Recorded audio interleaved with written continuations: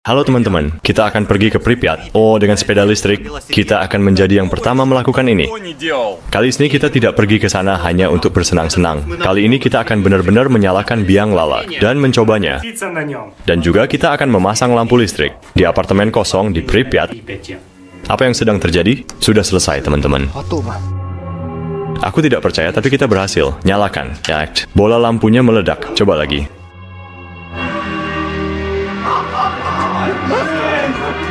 Ayo, lakukan. Lihat, oh, itu akan terbakar. Itu terbakar. Kabelnya berasap, tak bisa matikan. Ya, ampun.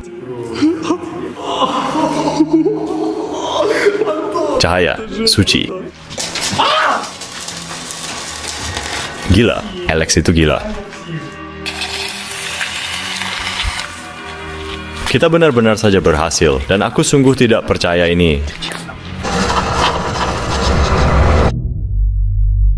Saat ini kami berusaha keras mencari cara biang lala Chernobyl bisa berfungsi. Kita cari kembaran biang lala Chernobyl berfungsi untuk tahu mekanisme konstruksinya.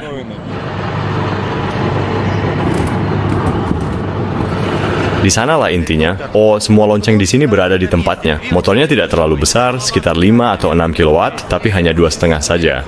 Serius? Jadi kita akan memasang motor 1,5 kW saja di sini?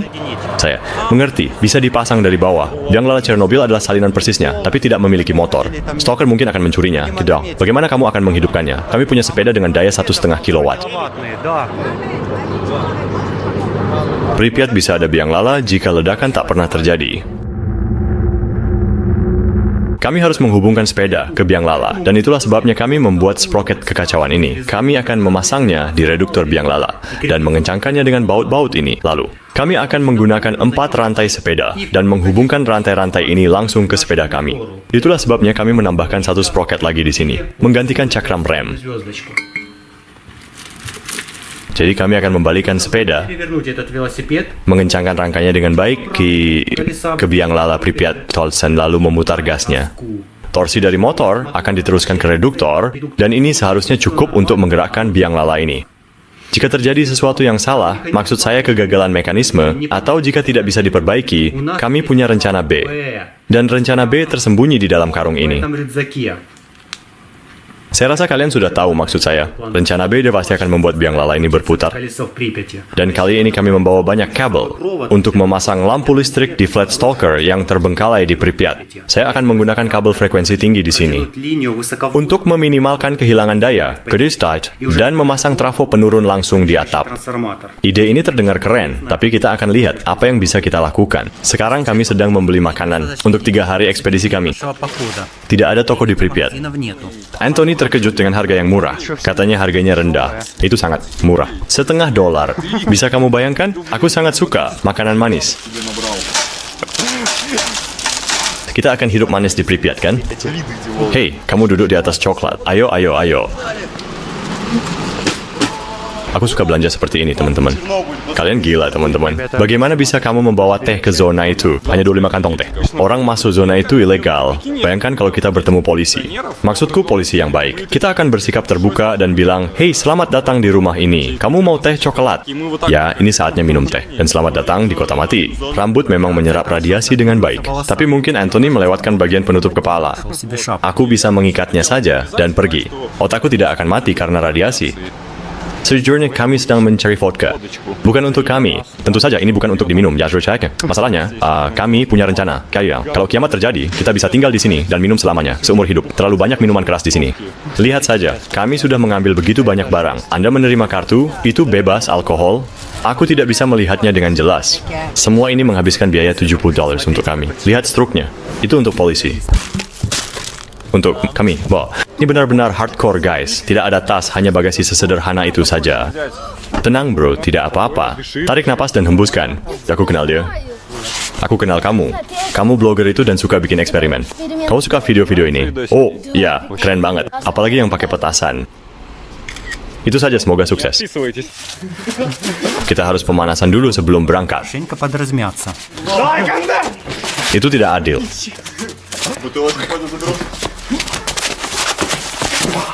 Itu gulat ya? Sepertinya begitu. Masih ada aturan.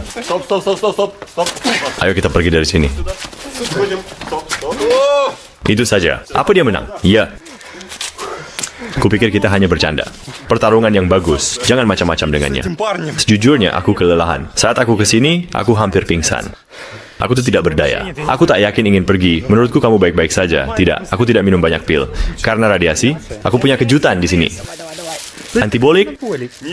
Astaga, apa itu? Nisintol. Kalian semua harus meminumnya. Kita akan dapat banyak tenaga dari ini. Oh ya, kamu akan jadi liar. Itu vitamin B? Ya, kamu juga butuh yang ini. Ya, ampun. Asam askorbat dengan glukosa. Itu bukan BCAA. Dan ini juga bukan asam askorbat.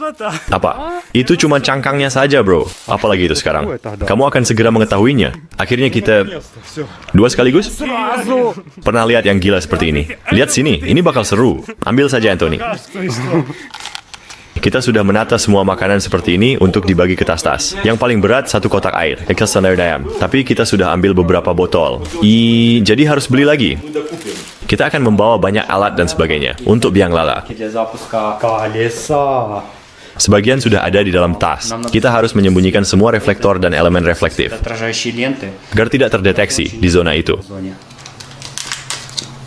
Aku pakai isolasi hitam untuk itu. Dayung sudah siap.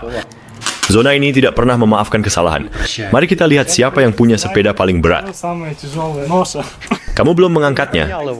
Kamu belum. Bagaimana? Kamu akan membawanya, Alex? Coba saja. Kamu belum membawanya sekarang. Kamu tidak akan pernah berhasil sampai ke sana. Tenang saja, aku spesialis. 30 kilogram. 30 kilogram tidak masalah. Kita akan memasukkannya ke sepeda, kan? Bukan di belakang. Tentu saja. Kita akan mengikatnya di rak bagasi. Ya, baiklah. Sekarang kita menunggu. Ya, benar. Kenalkan pemandu baru kita, Dimitri. 97, benar. Oke, ini dia.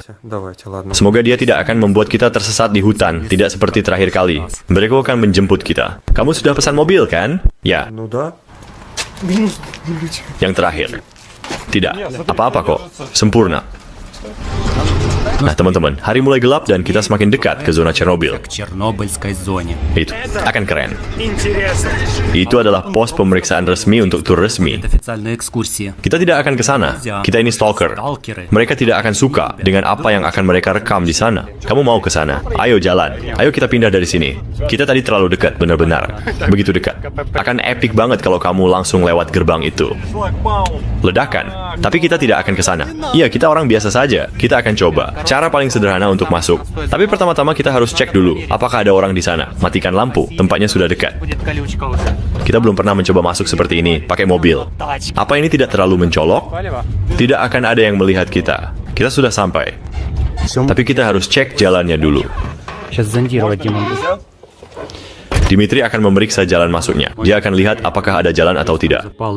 Kali ini sangat penting kita tetap tidak terlihat, teman-teman, karena kemungkinan besar keamanan tidak ramah dan mereka akan mengambil sepeda serta perlengkapan kemah kita, lalu menghapus video yang sedang kita buat untuk kalian. Dia berbisik, dia mendengarkan. Mungkin ada seseorang bersembunyi di sana. Itu membuatku takut. Petugas keamanan berjalan di sini. Dia hanya mendengarkan, dan sopirnya masuk ke sana untuk memeriksa apa yang sedang terjadi. Mereka melakukan ini untuk kita, membantu kita masuk ke zona ini dengan aman dan tanpa terdeteksi. Itu benar-benar keren. Anak-anak sudah memeriksa tempatnya. Semuanya baik-baik saja. Kami sedang mengambil semua sepeda, dan kami punya sangat banyak tas di sana, karena kami punya rencana besar, dan butuh banyak alat untuk mewujudkannya. Lakban benar-benar penyelamat hidup. Halo, Ibu. Ini benar-benar beban berat. Lihat saja sepeda kami. Semuanya tertutup lakban. Kamu pikir lakban tidak bisa diandalkan? Lakban itu bisa diandalkan, teman-teman. Mengaktifkan mode malam. Aku tidak tahu apakah kalian bisa melihat kami dengan jelas. Kami sudah siap dan siaga. Kami pilih rute mana untuk digunakan. Kalau kita lewat Chinoy, cuan belok ke kotak berikutnya, lalu kita masuk ke zona. Aku merasa seperti ada yang mengawasi kita. Bisa tunjukkan padaku? Ya, tidak juga. Kita harus... Anton, kamu lihat cahaya di sini. Di sini, di kamera. Aku hanya bisa melihat 2 titik di sini. Hampir tidak kelihatan, kan? Itu kita sedang memanjat masuk. Di sini ada pohon tumbang. Hei bro, biar aku bantu. Dari belakang, seperti ini. Aduh, berat sekali. Nah, sudah. Bisa bayangkan seberapa ekstrem ini. Kita sudah di zona terlarang. Alex, apa yang terjadi? Dia kelebihan beban parah dan barang bawaannya mulai jatuh dari sepeda. Tali-talinya tidak cukup kuat. Tali itu memang tidak dirancang untuk menahan beban seperti ini. Tidak apa-apa, kita pasti bisa. Sialan barang bawaan. Jadi kita malah rusak tepat di pintu masuk. Itu di sana. Biar aku tunjukkan jalan masuknya, teman-teman. Ada beberapa paku di sana. Колючка. Yang ada zombie seluang. Здесь, kстати, смотри, Dan kita seharusnya masuk ke dalamnya. которую мы пройдем. Bahkan Dima bisa melakukannya dengan baik, bagaimana kita akan melakukannya? Meskipun pintu masuk ini tersembunyi, ini benar-benar buruk bagi kita. Dan lubang di pagar itu terlalu kecil. Jangan biarkan rodamu terhenti, teman-teman. Sekarang giliranmu. Ya. Hati-hati. Ini sempit, nunut sekali. Sekarang naik. Ya, ayo. Ya ampun, aku tidak bisa mengangkatnya. Aku tidak bisa. Aku berhasil. Memasuki. Sulit nggak? Sekarang kita sudah di jalur yang terlindungi. Cepatlah. Ayo kita jalan. Baiklah, teman-teman. Sekarang kita menyeberangi pagar. Ayo pergi. Ini akan seru. Интересно. Brengsek. Dia akan merusak sesuatu. Aduh, Vadim kacau lagi. Kita sudah melewati perbatasan, dan sekarang kita akan coba jalan. Itu dia anak-anaknya. Pergi. Ya, ayo. Ini dia, teman-teman. Sekarang kita sudah di zona. Nyalakan. Ayo putar gasnya. Semua orang Stark takut dengan tempat ini, tapi tidak ada seorang pun di sini. Kita bahkan bisa menyalakan senter, tapi aku tidak mau menakuti orang lain dengan itu. Ada rintangan besar di depan. Sekarang kita harus melewatinya dengan sepeda kita yang berat. Selesai. Semoga tidak ada yang melihat kita, kawan. Sebenarnya tidak bagus menyalakan senter di sini, tapi tempat ini benar-benar antah berantah, jadi kami memutuskan mengambil risiko. Dukung dari belakang, teman-teman. Biar aku bantu kamu. Vadim memang gila, seperti biasa. Tenanglah untuk saat ini, ya. Datang, matikan. Aku sudah bisa menebak semua komentar sekarang. Zona ini memang berbeda dari kehidupan normal. Anomali. Bagaimana menurutmu sepedanya, Dimitri? Sebenarnya, lumayan kok. Semuanya persis seperti yang aku harapkan. Ya, tunjukkan pada kami caranya. Sekarang, sepeda listrik adalah hal paling keren di zona Chernobyl. Keren banget. Ini memang yang kita butuhkan. Kami tidak bisa menemukan kendaraan yang lebih baik. Kata-katamu benar-benar memotivasi aku. Itu ekstrem. Kamu tidak menyesal? Kami hidup untuk ini. Этого мы живем.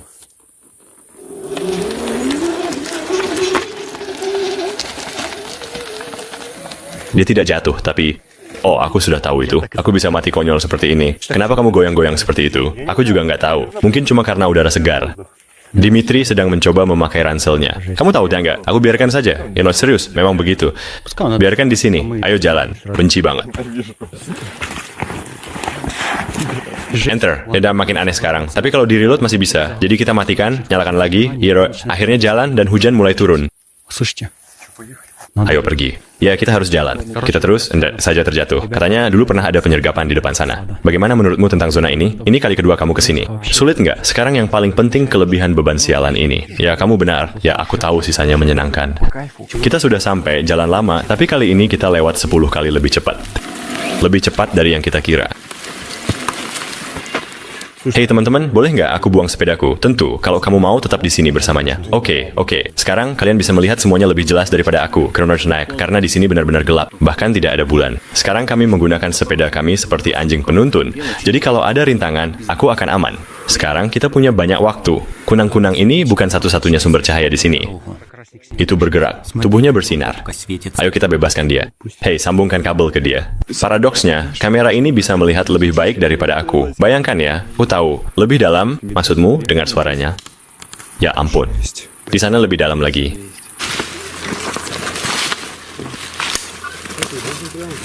Aku lelah mengangkatnya. Zona Chernobyl memberikan emosi yang tak bisa kuungkapkan dengan kata-kata. Tidak ada lagi tempat seperti ini. Sekarang jam 1 pagi, dan kami melewati hutan dengan sepeda dalam kegelapan total. Dan burung-burung malam di sekitar kami menangis sendirian di sini. Dan suara ini ada di dalam hutan. Ini adalah panggilan Pripyat. Tempat ini benar-benar unik. Hanya di sini kita bisa mendapatkan pengalaman seperti ini. Oh, ada tempat seperti itu? Tulis di kolom komentar.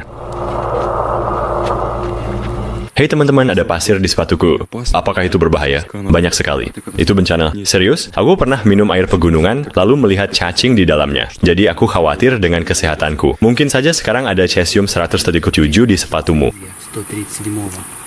Itu benar-benar berbahaya. Serius? Tentu saja. Kakimu mungkin sudah rusak sekarang.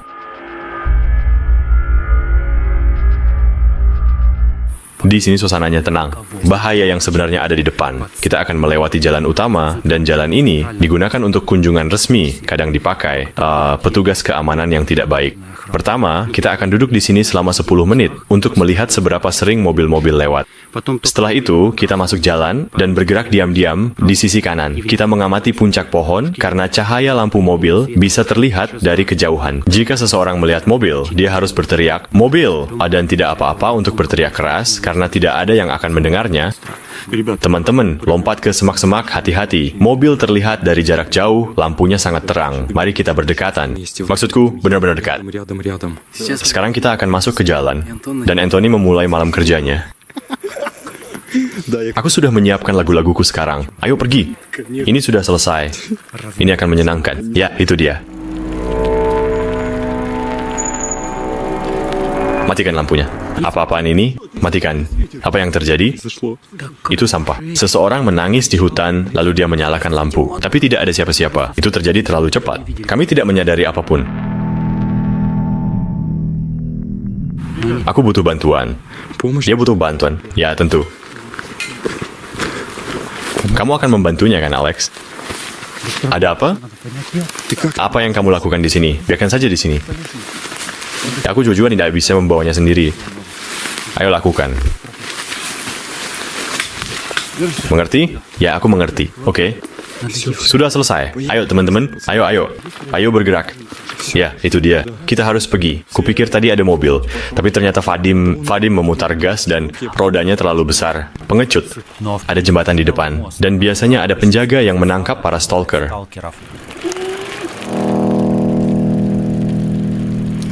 Kita harus memutuskan, periksa jembatan, atau hindari. Lebih baik menyeberangi sungai dengan perahu. Itu memakan waktu, tapi kita tidak akan tertangkap. Melewati jembatan lebih berisiko.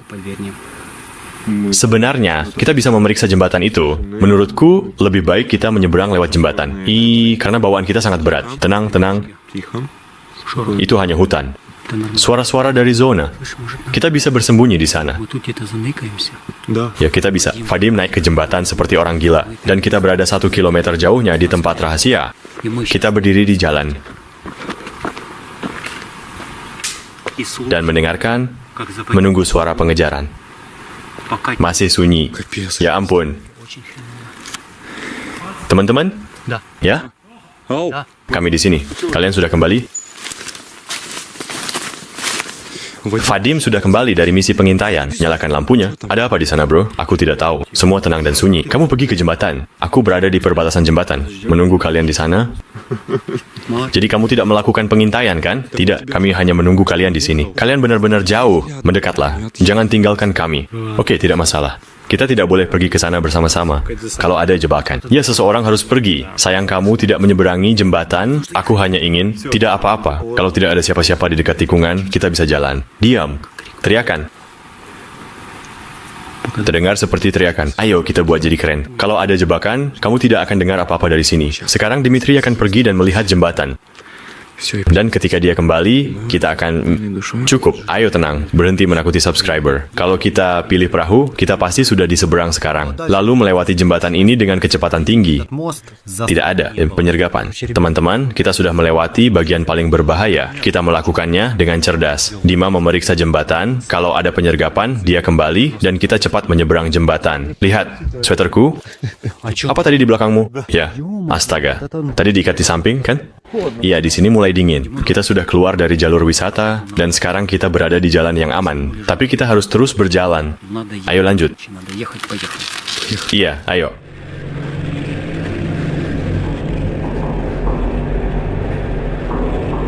Sekian jauh dari jalan utama. Sampai saat ini semuanya baik-baik saja. Kita melaju sangat cepat. Vadim bilang, rumah tempat kita menginap terakhir kali sekarang dihuni beberapa mutan. Kalian percaya mutan Chernobyl, teman-teman?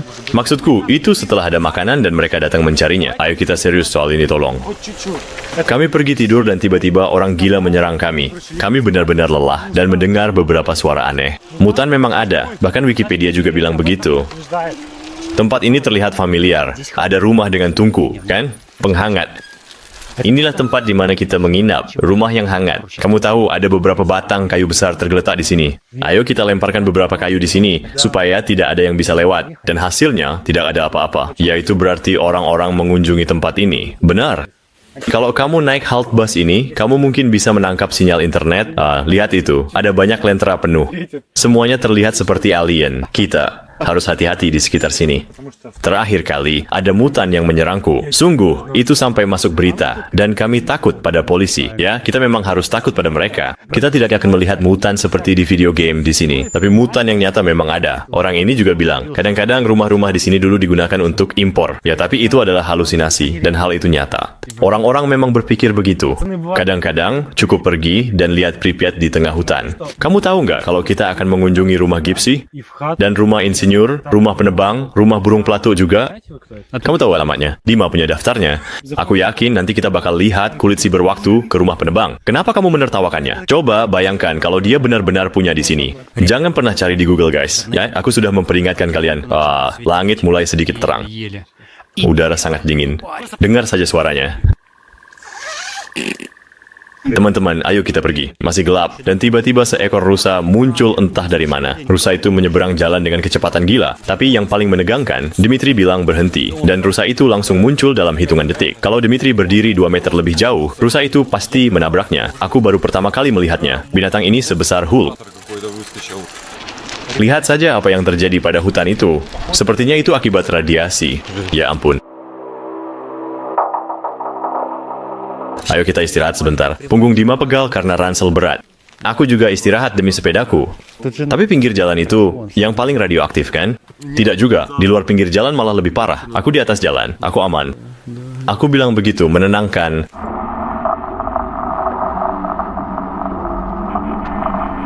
Ada mobil. Anton?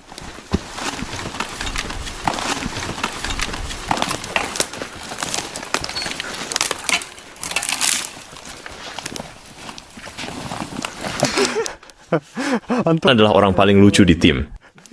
Itu memang sulit, tapi dia bekerja dengan baik. Itu cuma lelucon. Kita sebaiknya tidak melakukannya lagi. Jangan pernah lakukan ini di zona Chernobyl. Ini terlalu sulit. Jangan pernah berbohong soal mobil, teman-teman. Apa pendapatmu tentang pohon-pohon mati ini? Itu karena radiasi. Aku sudah menduganya, dan pohon-pohon pinus di sana juga sama saja.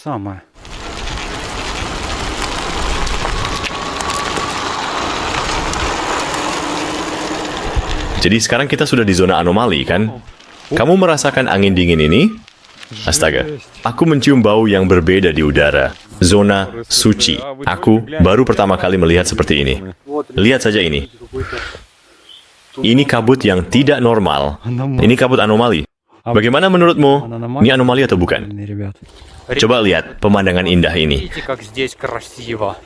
Pohon-pohon pinus ini benar-benar luar biasa. Kita sedang bergerak ke zona 10.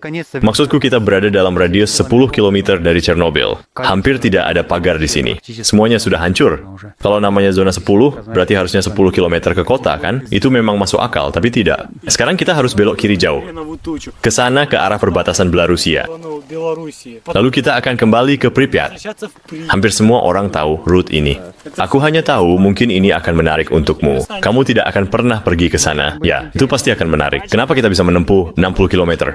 Di meteran sudah 60 km, dan kita baru sampai di zona 10. Kita agak terlambat sedikit. Kamu benar, tapi kita masih punya daya. Ya ampun, di sini indah sekali. Matahari terbit. Ya? Jangan bernapas. Sekarang saatnya menahan napas.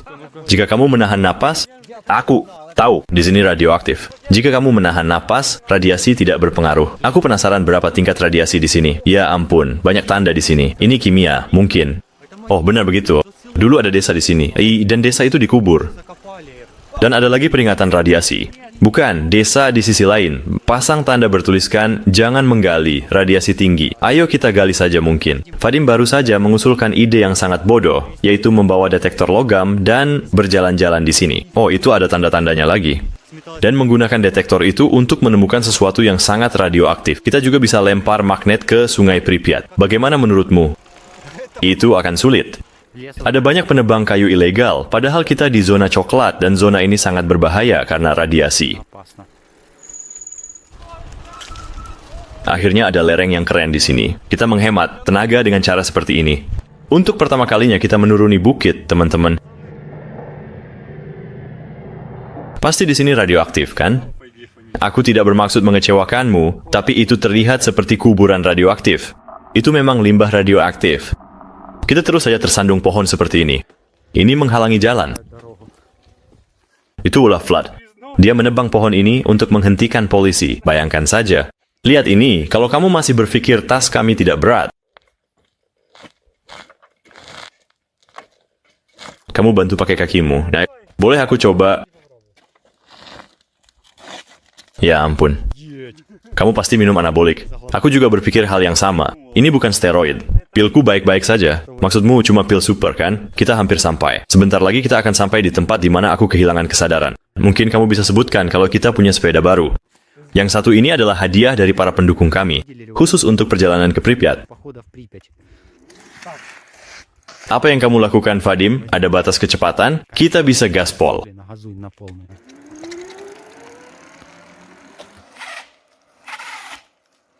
Bagaimana menurutmu? Hal pertama yang bisa aku bilang, ini benar-benar keren. Di jalanan, sudah pasti. Dan aku suka remnya. Bisa sampai kecepatan berapa? Sekitar 45. Dan joknya juga nyaman. Kita akan segera sampai di persimpangan terakhir, dan kita harus benar-benar ngebut. Kita hampir sampai di Pripyat. Kita harus kemana? Aku nggak tahu dari mana kita masuk ke Pripyat. Kita baik-baik saja, Anton. Ya, keren. Kita berhasil melakukannya cepat. Nggak ada yang melihat kita. Oke? Oh, tadi momen berbahaya. Biasanya kita nggak pernah ngebut seperti itu di zona ini. Kecepatan gila. Kalau ada yang lihat kita di sini, parah. Tempat ini terlalu terbuka. Iya, kamu benar. Itu pos pemeriksaan barat sekarang? Timur. Jadi teman-teman, kita masuk ke Pripyat lewat pos pemeriksaan timur. Jelas sekali kalau akhir-akhir ini nggak ada siapa-siapa di sini.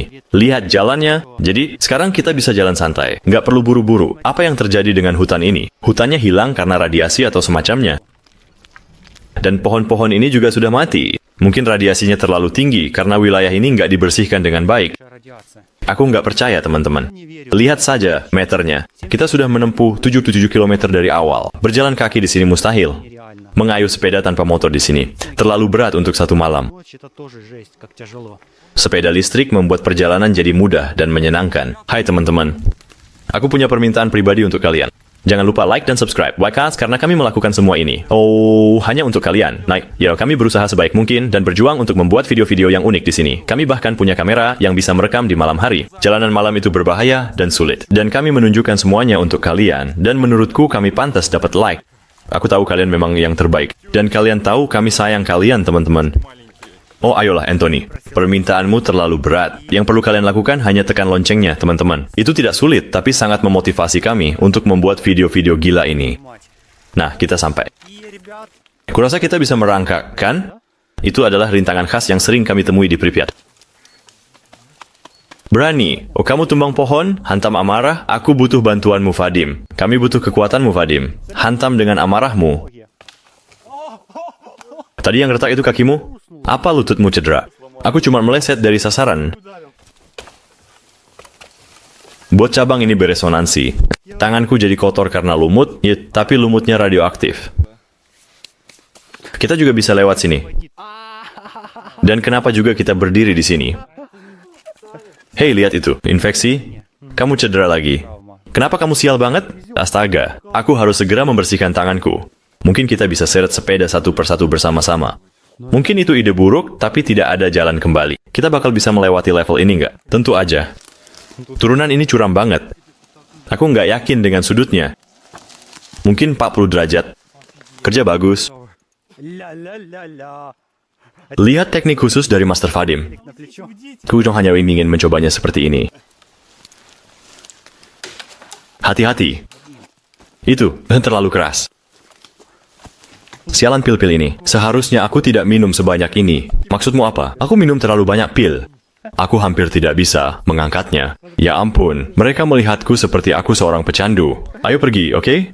Inilah saatnya, semuanya. Sekarang kita berada di Pripyat. Mesin-mesinnya hampir tidak berfungsi. Tenaga, habis, jangan lengah. Tantangannya naik ke level berikutnya. Polisi, ada lubang besar di jalan. Aku mengerti. Mereka mencuri kabelnya. Pencuri. Ya Tuhan, Jembatan maut, tidak ada yang tersisa. Bisakah? Aku baik. Tanahnya amblas di bawah kakiku. Bagus. Kerja. Kita sudah di pagar terakhir. Ada kawat di sini. Sekarang kita masuk ke kota. Dulu ada pos pemeriksaan di sini. Sekarang sudah ditutup. Kita akan melewatinya. Ini tempat penjaga. Dulu dijaga pada masa Uni Soviet. Itu Pripyat.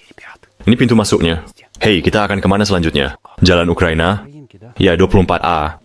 Aku tidak melihat ada bangunan. Apa benar ini Pripyat? Kau pikir kita mengacaukan kota? Ini memang aneh. Sekarang ini adalah zona industri. Aku mendengar suara dengungan. Itu gardu listrik. Daya 400 kW dan masih berfungsi. Hei, jangan berisik, teman-teman. Mungkin ada penjaga di sini. Ada garasi. Dan beberapa bangunan. Kita sudah sampai di Pripyat. Ya ampun, itu pintu masuknya. Semuanya sudah dipenuhi tanaman liar. Ya, ampun. Alam benar-benar mengambil alih kembali. Ini gambaran nyata tentang apa yang dilakukan alam pada tempat yang ditinggalkan. Kita berhasil, teman-teman. Dengan e-bike. Tidak ada yang bisa sampai ke sini dengan skuter atau mobil. Itu mustahil. Kita adalah yang pertama datang ke sini dengan kendaraan. Kurasa yang satu ini benar-benar sudah ditinggalkan. Rutenya sepanjang 80 km. Stalker lain biasanya berjalan kaki sepanjang jalan ini. Seluruh jalan sudah dipenuhi tanaman liar, dan pinggirannya ditumbuhi lumut. Ya, tidak ada wisata ke sini. Lihat gedung. Gedung ini memiliki 9 lantai, dan setengahnya sudah dipenuhi tanaman merambat. Kamu bilang emosiku tidak alami, tapi sekarang kamu lihat sendiri bahwa perasaanku meluap-luap. Tempat ini seperti di film Jumanji atau semacamnya. Rasanya seperti kota yang ditinggalkan di tengah hutan. Astaga, lihat. Pintu masuk ini. Semuanya dipenuhi tanaman merambat. Oh iya, aku tidak percaya, tapi kita sudah sampai di tempatnya. Itu pintu masuk kita. Tidak ada yang akan menyangka ada orang yang tinggal di sini. Coba periksa itu. Teman-temanku ragu-ragu, tapi aku akan masuk. Dengan sepedaku. Apa-apaan ini? Pintu masuk luar biasa, teman-teman.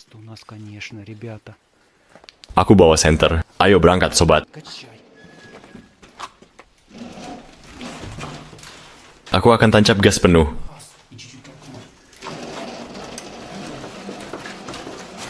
Apa yang menunggu kita di Flat Stalker ini? Kamu akan melihatnya di episode berikutnya, dan kami akan melakukan sesuatu yang luar biasa. Kami ingin memasang listrik di kota terbengkalai ini dan menyalakan biang lala. Motor ini cukup kuat untuk naik ke atas. Jangan lupa subscribe dan kamu akan melihatnya.